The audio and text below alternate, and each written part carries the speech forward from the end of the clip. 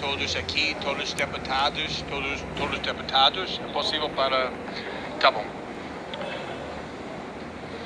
Estou muito grato pela oportunidade de discutir essas revelações tão importantes para essa democracia por vários motivos.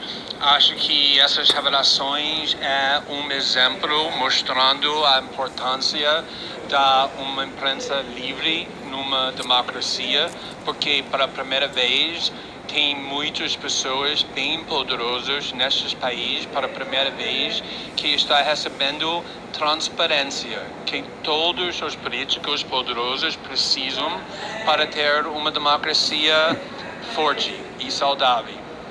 E também estou grato por essa oportunidade porque tinha muitas táticas para distrair o público, prestando atenção para a nossa reportagem para outras coisas, e acho que é uma oportunidade bem importante para focar sobre a relevância e importância das revelações que conseguimos mostrar. Não só nós do The Intercept Brasil, mas também em parceiro com outros veículos de mídia, inclusive o Band News e Reinaldo Azevedo, e também agora em parceiro com o jornal maior no Brasil, Folha de São Paulo.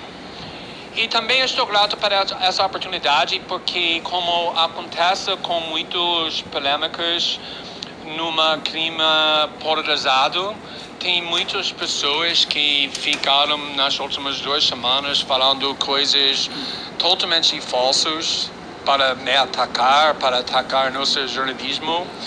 E isso era uma oportunidade para discutir essas falsidades. E eu tenho que confessar que estou um pouco desapontado que o partido do governo, que ficou nas últimas 2 semanas, fazendo acusações totalmente feias e obviamente falsas sobre mim. Parece que não estou aqui, estou vendo muito poucos delas, que estou falando essas coisas o tempo todo. E eu queria muito discutir, frente a frente, na minha cara, essas acusações que esse partido do governo está falando o tempo todo desde que começamos essa reportagem, mas evidentemente é muito mais fácil para fazer e defamar pessoas escondido atrás de um computador do que fazendo isso na cara de pessoas que você está tentando atacar. Então eu espero que temos tempo para eles chegarem e podemos discutir isso.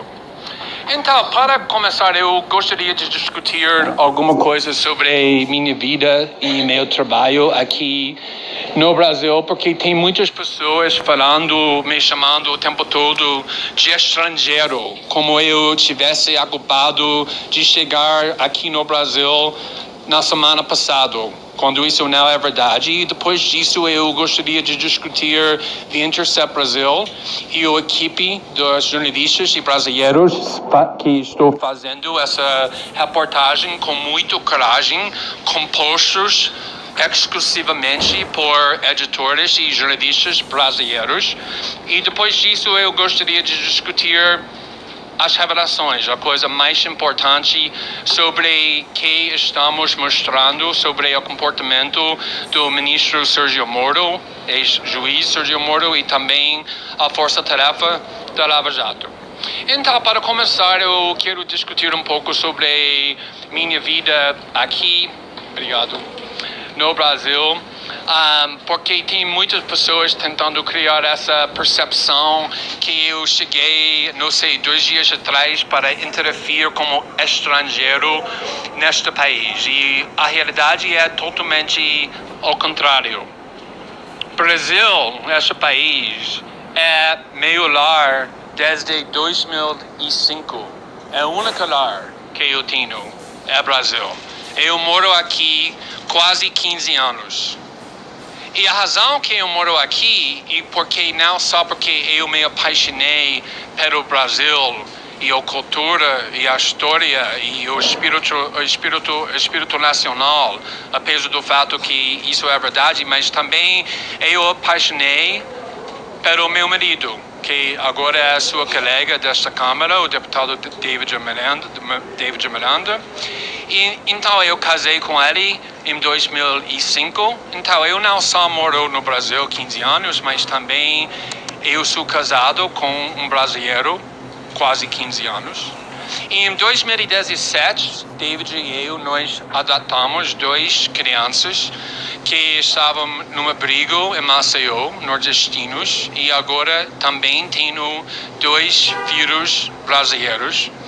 E também em 2016, eu era um das fundadoras um novo veículo de mídia, que chamamos de Intercept Brasil, para fazer e dar uma oportunidade para jornalistas brasileiros ter outro tipo de jornalismo diferente do que geralmente existe aqui, um jornalismo que é totalmente independente, qualquer partido, qualquer política não está dependendo do dinheiro de corporações ou governo.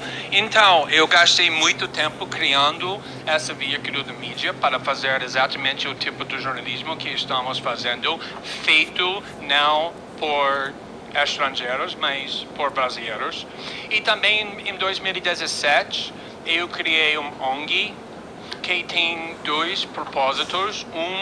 Ser um abrigo para animais abandonados, e o outro é para empregar brasileiros na situação na rua, para dar emprego para eles, para trabalhar nesse abrigo. Estamos trabalhando com assistentes sociais para ensinar essas pessoas como integrar na sociedade de janeiro, para entender como abrir o conta de banco para receber dinheiro para alugar o apartamento. E essa ONG está crescendo muito rápido, estamos ajudando muitos brasileiros. Então, eu estou falando tudo isso para falar que quando pessoas me chamam de estrangeiro, é um pouco estranho para mim, porque para mim Brasil não é um país estrangeiro.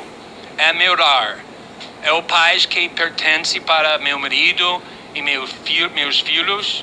É o país de todos os jornalistas que nós temos fazendo essa reportagem tão corajoso, lutando para sua democracia e para o futuro deste país. E tudo que estou fazendo aqui, eu estou fazendo como alguém que estou morando aqui 15 anos e que como alguém que pretende morar aqui para sempre, com minha família brasileira, com meus filhos brasileiros, com meu marido brasileiro. Então, quero discutir um pouco sobre o Intercept Brasil, que na realidade é o veículo que está fazendo a grande maioria da reportagem. Em 2013, estava trabalhando com o jornal britânico The Guardian e eu deixei isso para fundar com 2 outros jornalistas que são 2 das mais premiados, respeitados jornalistas no mundo, Jeremy Scahill e Laura Poitras, e nós criamos The Intercept para fazer jornalismo independente nos Estados Unidos. E esse veículo cresceu muito rápido. Agora temos dezenas de jornalistas, editores em muitas cidades no mundo todo. E em 2016, nós decidimos que vamos criar um veículo, parte de Intercept, chamamos de Intercept Brasil, para fazer jornalismo aqui no Brasil, compostos por editores e jornalistas brasileiros. Então, nas últimas 2 semanas, quando pessoas estão tentando atacar esse jornalismo e desacreditar nossa reportagem, falando esse estrangeiro está publicando artigos e conversas segredos, isso não é só falso, mas é injusto, porque nós temos uma equipe de jornalistas brasileiros, a grande maioria muito jovens, mas muito profissional, muito corajoso, que estou fazendo esse jornalismo. Eu não sou o dono do The Intercept Brasil, eu não sou um sócio do The Intercept Brasil. The Intercept Brasil não ganha lucro, não recebe nenhum dinheiro. Estamos apoiados pela o ONG nos Estados Unidos, que está apoiando The Intercept, e também nossos leitores brasileiros, que estão doando muito dinheiro para apoiar nosso jornalismo. Então, essa reportagem está sendo feita não para um estrangeiro casado com um deputado federal do PSOL, mas para jornalistas e editores brasileiros. Então, agora quero discutir a coisa mais importante, além de tudo, que são essas revelações, essas reportagens. E quando eu recebi esse material de nossa fonte disse que já tinha todos os documentos que queria passar para a gente. A única coisa que nós fizemos foi receber os documentos que essa fonte já pegou.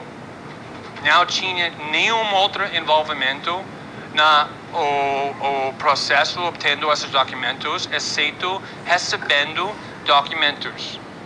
E quando eu comecei a ler esse material, eu fui, sinceramente, sem exageração, chocado. E na primeira instância eu era chocado como advogado, porque antes eu me tornei um jornalista, eu era advogado constitucional nos Estados Unidos.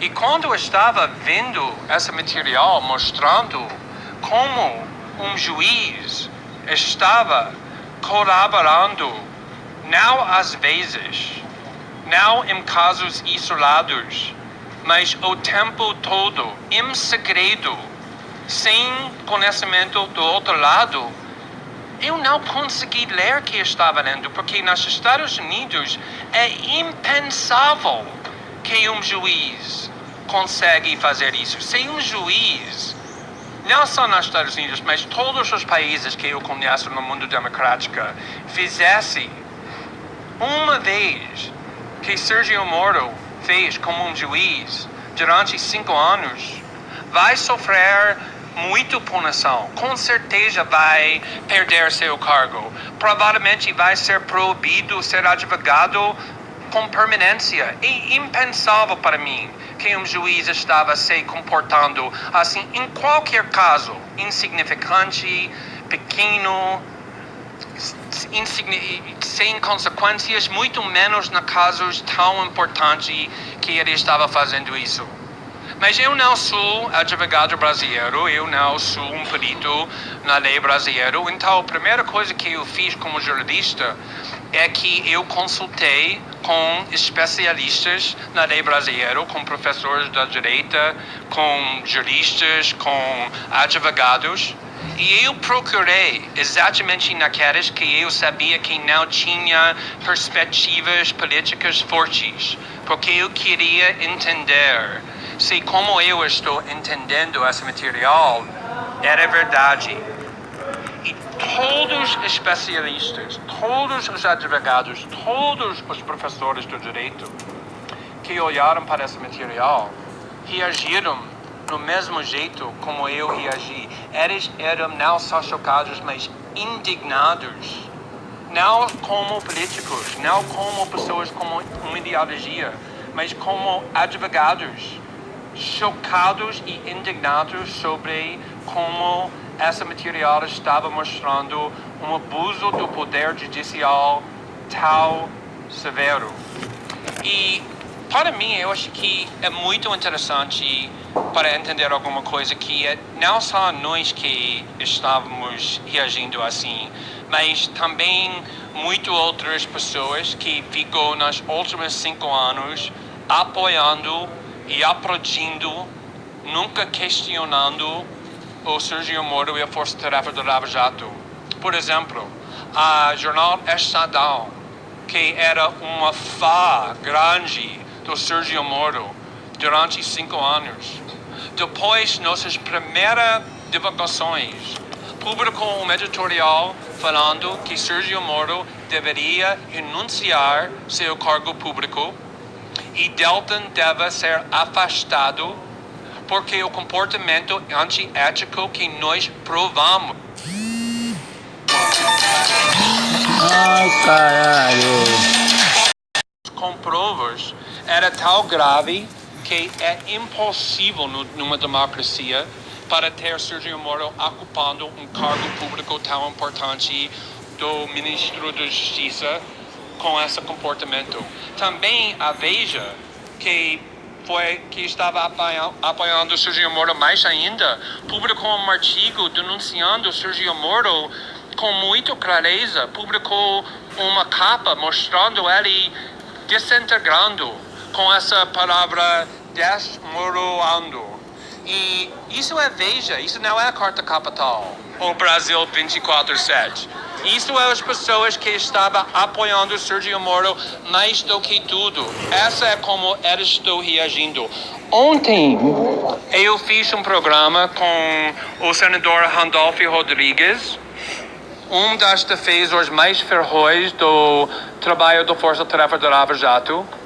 E ele disse isso publicamente no programa, que ele sentiu traído. Obrigado, Jandira. Obrigado. Ele sentiu traído, que essas revelações mostrou que Sergio Moro não era a pessoa que ele achou. E hoje, como todos vocês sabem, o presidente do Senado, Davi, que não é uma pessoa na esquerda, disse, aspas, na política, se fosse como deputado ou senador, estava no Conselho de Ética, estava cassado ou estava preso sobre Sergio Moro. Ele continuou. Do ponto de vista ético, ultrapassou, porque o juiz não pôde conversar com o procurador. Todo mundo sabe disso. Não precisa se formar como advogado para saber disso. Imagina se você é acusado com crimes graves e você é condenado e você vai para a prisão e depois você aprende que o juiz que te condenou, que disse que você é culpado, o tempo todo estava planejando, estava colaborando, estava construindo as mesmas acusações que depois ele estava jogando, fingindo que ele é imparcial, é neutro. Gente, só um minuto. Olha, eu queria pedir colaboração porque tem muito ruído